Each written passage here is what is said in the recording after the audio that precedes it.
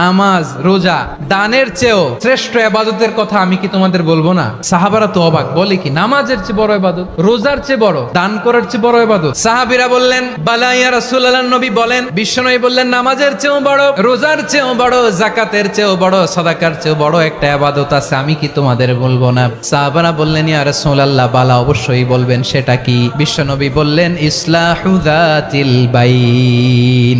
দুইজন যখন ঝগড়া লেগেছে, তোমার দুই ভাই যখন ঝগড়া লেগেছে, এই দুইজনের মধ্যে বিরোধ মিটিয়ে মীমাংসা করে দেয়া হচ্ছে সবচাইতে সেরা কাজ।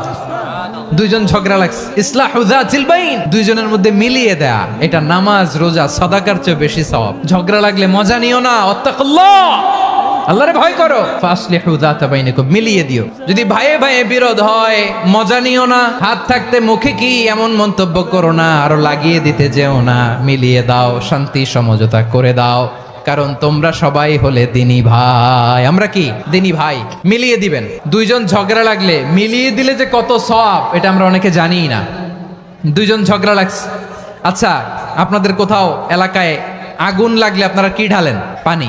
অনেকে ওই জায়গায় তেল ঢালে, এরকম ডাকাইতে আছে না নাই?